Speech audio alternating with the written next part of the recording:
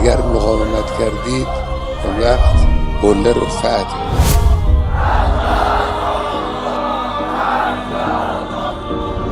যখন একটি জানাজায় মানুষের সংখ্যা কোটি ছাড়িয়ে যায় তখন সেটি আর শুধু একটি শেষ বিদায় থাকে না, সেটি পরিণত হয় ইতিহাসের অংশে।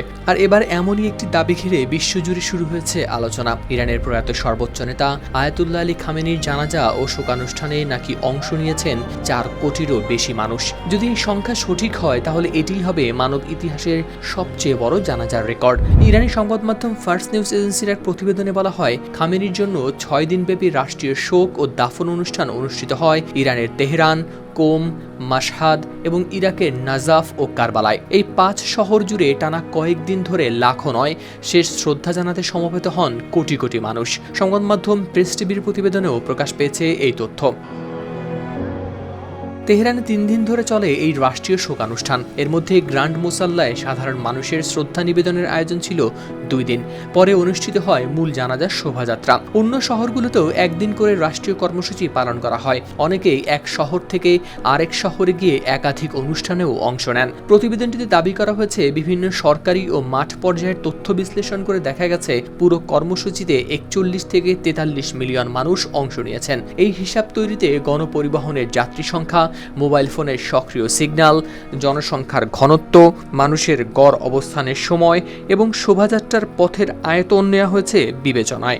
বিশেষ করে মাশহাদে শোভাযাত্রার সময় মানুষের ঢল ছিল সবচেয়ে চোখে পড়ার মতো। ভোর থেকেই হাজার হাজার মানুষ রাস্তায় জড়ো হন। পরে সেই সংখ্যা লাখ পেরিয়ে রূপ নেয় জনসমুদ্রে। মরদেহবাহী গাড়িটি ইমাম রেজা স্ট্রিটে প্রবেশ করার পর চারদিক থেকে মানুষ সেটিকে ঘিরে ফেলেন। বাতাস ভরে ওঠে কান্না, শোক ও স্লোগানে।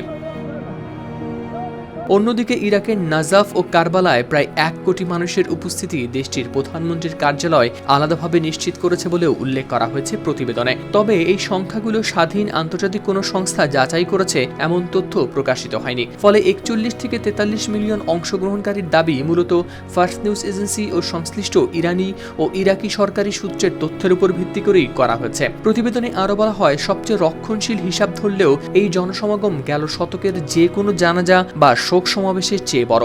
তাই আয়োজকদের দাবি এটি নথিভুক্ত ইতিহাসের সবচেয়ে বড় জানাজা হিসেবে। গেল 28 ফেব্রুয়ারি যুক্তরাষ্ট্র ও ইসরায়েলের যৌথ হামলায় নিহত হয়েছেন জনপ্রিয় এই নেতা। এরপর টানা কয়েক মাস প্রস্তুতির পর অনুষ্ঠিত হয় তার রাষ্ট্রীয় শোক ও দাফন অনুষ্ঠান। হাওলাদার শামীম, RTV।